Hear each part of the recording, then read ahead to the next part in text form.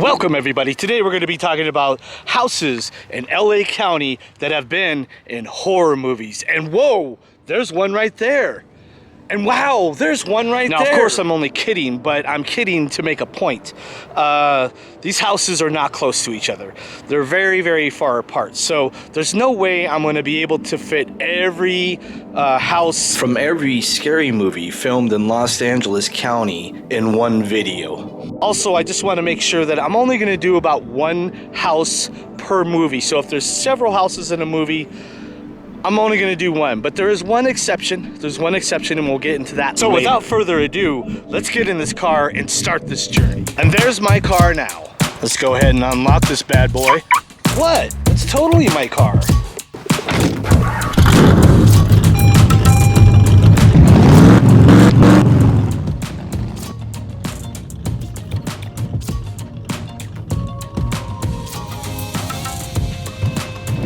Oh, and also some spoilers ahead. This is a house where no one should live. Roger Cobb has come here alone. But no one is ever alone.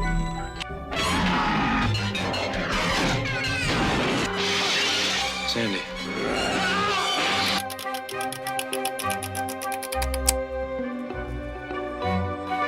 Okay, our first location is right behind me.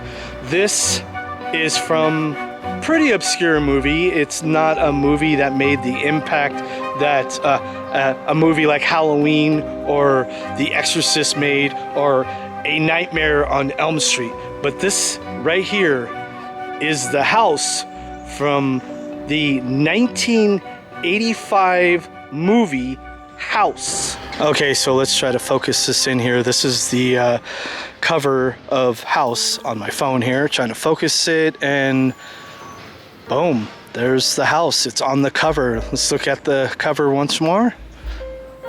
And look at that. That's the house. So it's kind of cool. This house is definitely ready for Halloween. So yeah, if you haven't seen the movie House, it came out in 1985. It's a horror movie. This has William Katt in it. He's the main actor in this movie. And he was also the person that was in The Greatest American Hero. Believe it or not, I'm walking on air. So in this movie, Roger Cobb is the main character. And he's played by Katt. And he's an ex-Vietnam vet. And his current career is a horror novelist. His son comes and visits this house because this is Roger Cobb's aunt's house. But while his son is visiting this house, he ends up disappearing. And his son's disappearance is his main focus. Cobb becomes obsessed with the search for his son. It actually ruins his marriage, it ruins his career, it ruins a lot of things in his life.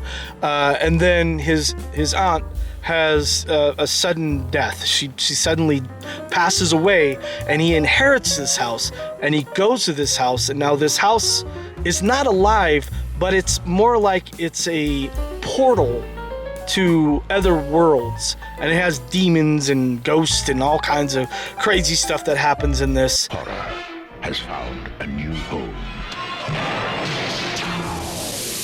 But Roger Cobb ends up spending many alone nights in this house, and just crazy things start happening. Portals start opening up, and without giving away too much, obviously this house has something to do with his son's mysterious vanishing. House.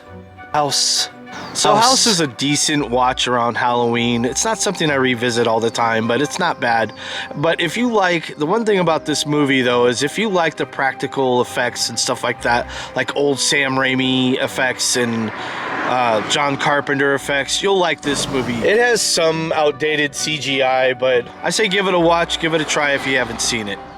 And if you wanted to come out and see the house from House, it's on Melrose Ave. Nearest crossroad is Hillcrest Boulevard, and it's in Monrovia, California. Silly moments in the Wild with Greg's vlog show. So this Duck Dynasty looking fella here came over and took a photo of me for whatever reason. I don't know, maybe he thought he was getting me on something. So I decided to return the favor, so I started recording him. And this is what happened.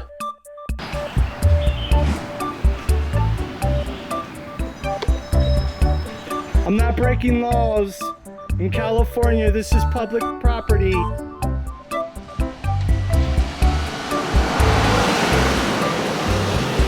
Horror has found a new home.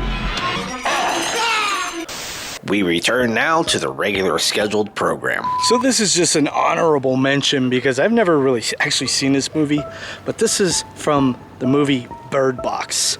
I actually just learned about this while I was talking to a mailman, a local mailman, and he told me, hey, Bird Box is down the road from here. And so here. Now the movie came out in 2018. I think it went to selected theaters, but it pretty much went to a streaming service pretty quickly. I think within a month or so. I don't know that much about this movie. I know Sandra Bullock was in the movie. And I know it was about some creatures that you're not supposed to look at. And if you wanted to come out and see it, it's on Canyon Boulevard in Greystone, and it's in Monrovia, California. The same town that the movie House is in. In fact, just a 3-minute drive down the road. I went into Dalton's room. There was something in there with him. I know someone who can help.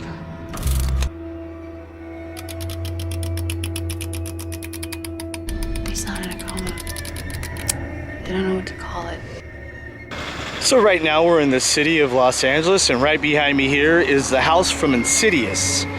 Insidious came out in 2010, directed by James Wan. I think he was part of the team that created the movies Saw. And this is just one of the houses that we're going to be looking at from this movie. Now, I did say that there was only going to be one house per movie. This is the one that I'm going to make the exception on because a good portion of the movie also happens in another house. Now, this is the house that the Lambert family would move into with their 3 kids.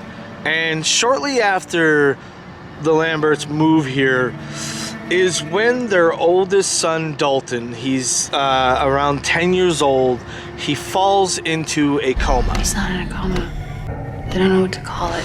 And he's in this coma for days, and they take him to a hospital. Dalton stays in the hospital for a good 2 to 3 months, and the doctors can't figure it out. So they take Dalton back home to this house here. That is when things start happening. Paranormal things start happening throughout this house. Renee, the mother, starts seeing creepy things continuously going on. You know, they're thinking, oh my God, we have moved into a home that is beyond haunted.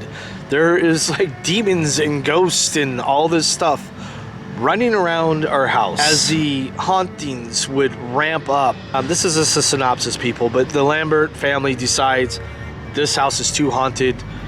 We're getting out of here. So they move. So if you wanted to know where the first house was from Insidious, it's over here on Victoria Park Drive in Los Angeles, California, and the closest cross street is Windsor Boulevard. All right, that was the first house from Insidious, so now we need to go to the second house. Let's go.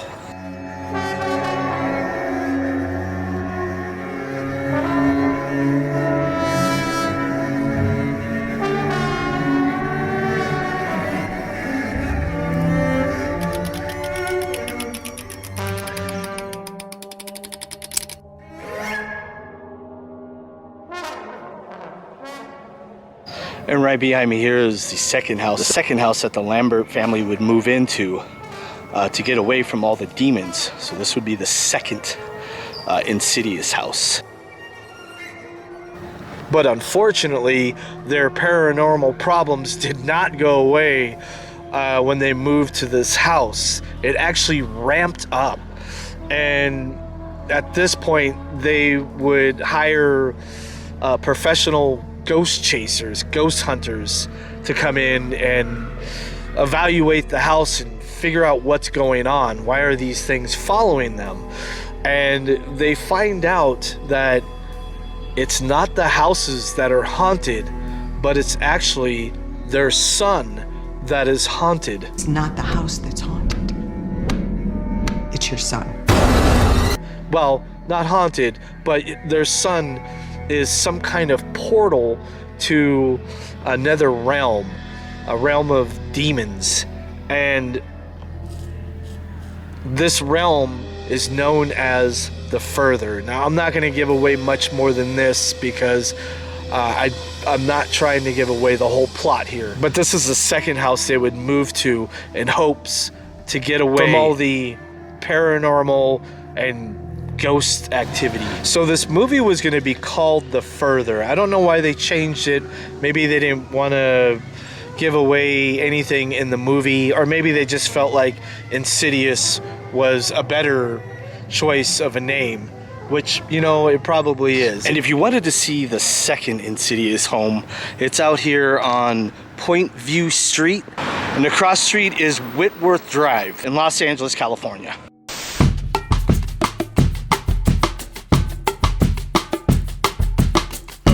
So right behind me here is an honorable mention. This is the house from Thriller, Michael Jackson's Thriller. I've done multiple videos on this house already. So since it's not a full-length movie, it's a short film, but it's not a full-length movie, and I don't think it was played in theaters. So that's why this is just an honorable mention. This was the house that Ola Ray runs up. Ola Ray was the girlfriend of Michael Jackson in the video. She runs up this stairway right here, and the zombies follow her up there, and then she goes inside. But then from there, it was filmed on a set. So this was just the exterior of the house in Thriller. And a really, really quick honorable mention. It's not really a scary movie. It's not even a movie. It's Charmed. It's the house from Charmed right there. And it's literally steps down from the Michael Jackson house. And they have a little dedication to Shannon Doherty right here. Well, Shannon Doherty just passed away not too long ago. I actually have a video. If you can look on my channel, I have a video of right around the time Shannon Doherty passed away. I want to check that out. But anyway, Shannon Doherty was one of the main stars in this show. And if you wanted to come by and see the Michael Jackson or Charmed house, they're over here on Carroll Avenue. Closest cross street is Douglas Street here in Los Angeles, California. Nightmare on Elm Street. Do you believe in the boogeyman? No. She's the only one who can stop it. If she fails, I'm your boyfriend now, Nancy. no one will survive.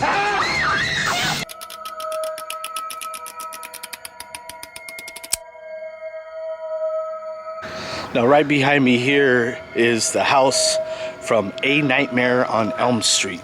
So this was Nancy Thompson's house in A Nightmare on Elm Street. One of my favorite early 80s movies, horror movie.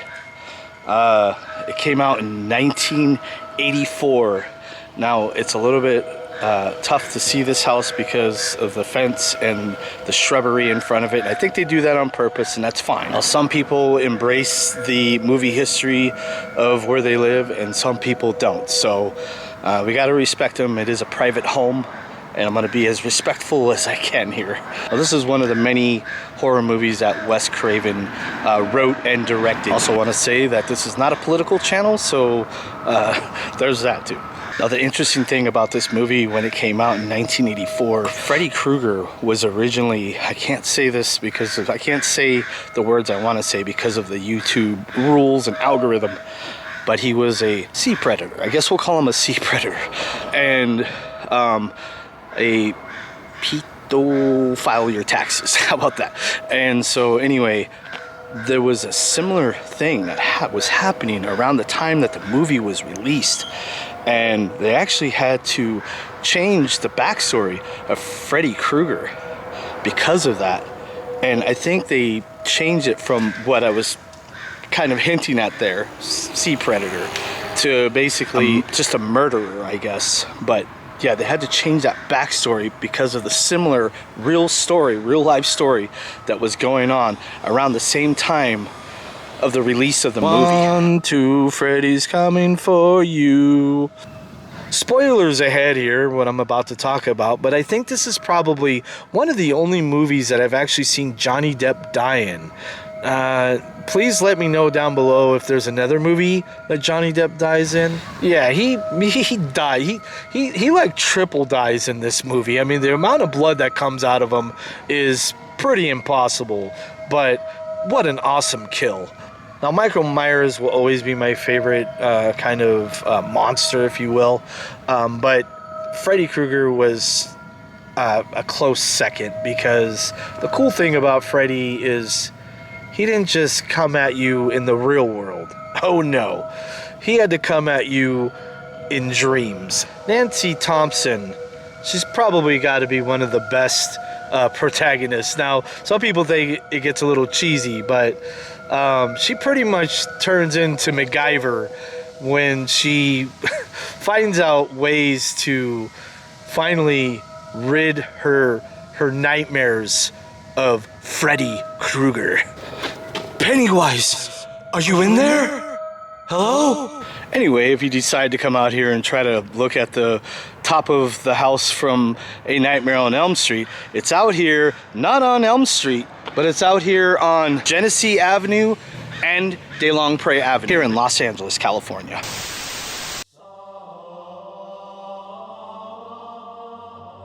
All right, now we're over here in Culver City, California. This movie is going to be another honorable mention. And this house right here is from a movie called Entity. Oh, wait. That's not the house from the movie. Actually, this is.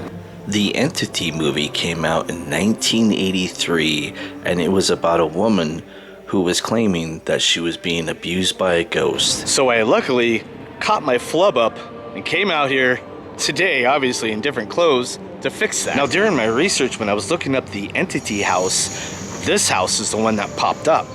And when I went back and I looked back at the footage of the woman walking back to her home, that looked nothing like this house. So I looked it up again just to remind me of what the house looked like. And then I was like, wait a minute, this is definitely not the same house. So why the two houses? Well, this movie is based off a true story. So this house here is the movie house, the house that was in the movie. And this house right here is where the supposed real-life poltergeist attacks were taking place. That's right, a movie that is about a poltergeist abusing a woman in so many ways that I can't say on YouTube, is supposedly a true story. This movie came out not too long after Poltergeist. After seeing how lucrative Poltergeist was, a lot of people were claiming kind of this kind of stuff. So I say take it with a grain of salt. So just to be clear, this house here in El Segundo right here is the movie house, and this house in Culver City is where the supposed true story happened. But whether if it's real or not, I say go see the movie because it's a very good movie. A lot of people like it, and I say you go see it. But seriously, go check out the movie Entity if you haven't seen it already. Now, if you wanted to see the Entity house from the movie, it's here in El Segundo on Sheldon Street, and the nearest cross street is Mariposa. And if you wanted to see the house where the real haunts happened that inspired the movie The Entity, it's out here in Culver City. It's on Broderick Drive, and the nearest cross street is Coolidge Avenue.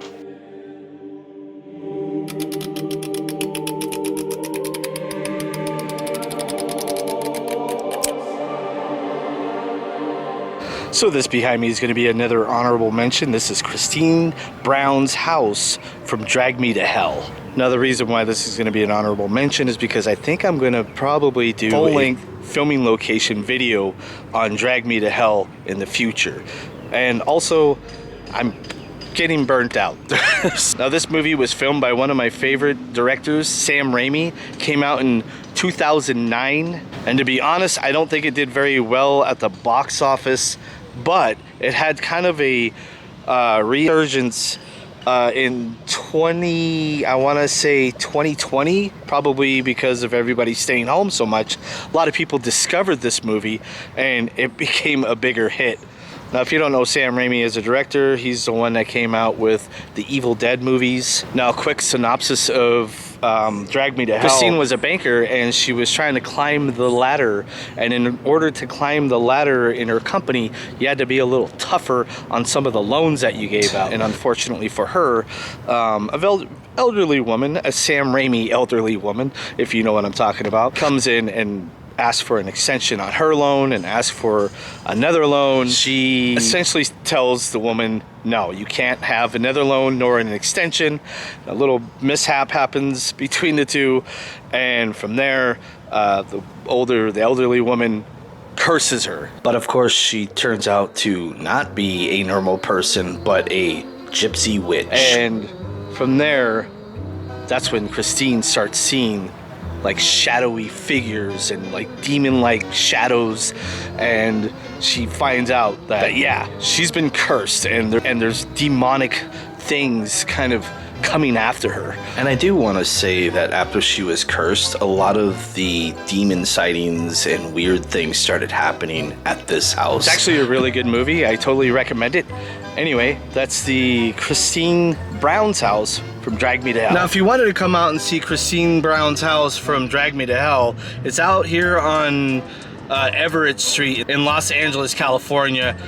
Nearest cross street is Everett Place. And a little bonus, if you come out here and see the Drag Me to Hell house, you get a nice view.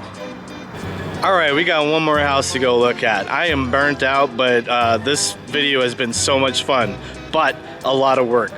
If you like this video, I'm just gonna say it at this point, please share it out and hit that like button.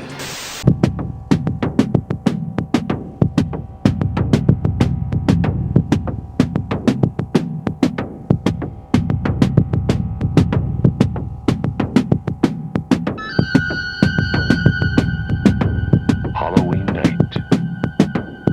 A small American town.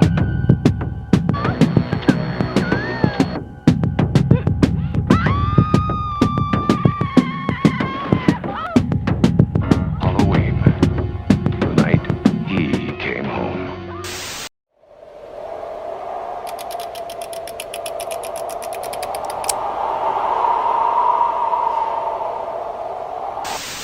So we find ourselves back here at Haddonfield, Illinois. But not really, it's actually South Pasadena. Now right behind me here is Michael Myers' house right here. Now it looks much cleaner, it has a new paint job and all that. But back in 1978 when they were filming this house, it was actually an abandoned home.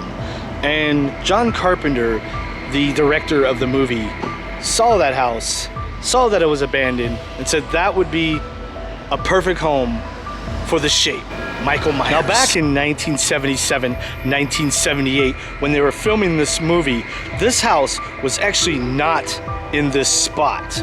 It was in a completely different spot, but just right down the road. Also want to let you know that this house is now by a very busy train station. Yeah. So the original spot of this house was actually just down the road. In fact, it's so close that we can walk there in less than 2 minutes. Let's go.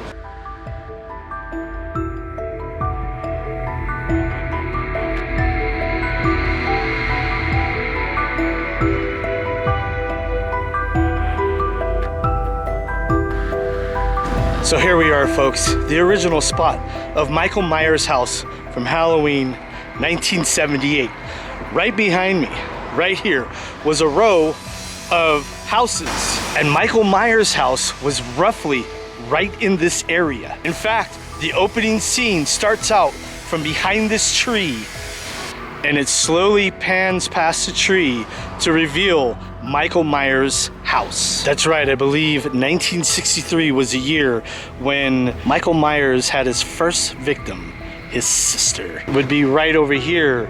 The actual opening scene would happen when the parents came home, they saw Michael Myers, they took off the mask, revealing a 6-year-old Michael Myers. Now you're probably scratching your head saying, gosh, Greg, how did the house end up over in that other spot? Well, I got the story for you. A man by last name Margrave heard through the grapevine that the Michael Myers house and the rest of the houses were going to be bulldozed. Well, he did something about it. He actually started out by getting the community involved, saying this movie was history. You can't bulldoze this specific house. And obviously they were going to bulldoze to make these apartments right here, which they did. But yeah, he made a petition, he got the community involved, and everybody agreed that house should not be torn down. So Margrave, with a petition, went down to the office of the new owners of the land and said, listen, you can't tear down this house. That's movie history. We got to do something else with this specific house. Margrave offers the owner of the land $1 silver. And the owner of the land actually obliged because he also felt like it shouldn't be destroyed.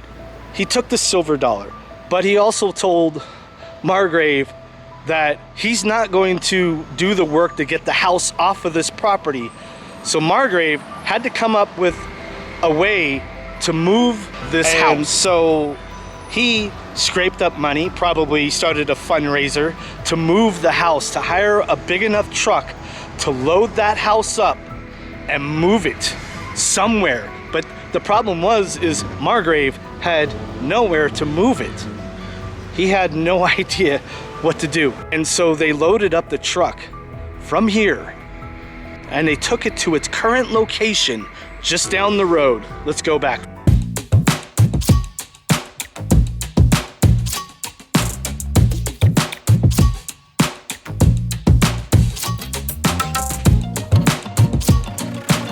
Over here on the side of the house where there's less traffic, but to continue with the story, Margrave had nowhere to put it, but this was a vacant lot right here. He told the truck driver to unload the house right here at 1000 Mission Street. Now at the beginning, the city of South Pasadena was not happy with that choice. They were asking Margrave, what are you doing, man? Why are you putting this house on this empty lot? It doesn't belong here. Now, South Pasadena ended up okaying the house to stay here because of its movie history. So there you go, folks. You can buy your very own horror movie house that may be about to be destroyed for $1 silver. Now this house looks exactly like it did in the movie. The only difference is it's in a different location, just down the road, just like we saw. So when you come out here, it looks just like the Michael Myers house. Well, except for a few exceptions. That is, obviously, it's got a paint job, a new paint job, gets regular paint jobs because it is a business. And on a little bit of a side note, right across the street from here was the hardware store that Michael Myers steals the rope, the knife, and the mask that he wears throughout the whole movie, right back here, right by the Michael Myers house. Well, at least where it's located now. And just to be clear, the house, the original location of the house was on Meridian Avenue. Now it is at Meridian and Mission, and it's now a private business. It's no longer a residence, but it's still private. So if you come by here to the Century House, 1000 Mission Street, please remain respectful to the people that work here. Ladies and gentlemen, some of you may already know this, but if you're new to my channel, I have several videos on this house. Came out here last year and the year before, I believe. So this is my 3rd year here. And if you liked this video, I actually did a whole tour of all the houses from Halloween, 1978 Halloween. And that would be right over here to my left shoulder. And if you want to check out another video that's just all about this house, just the history, goes a little more into detail, check out this video right over here. Both Halloween videos. I'll see you guys over in either one of those, and take care.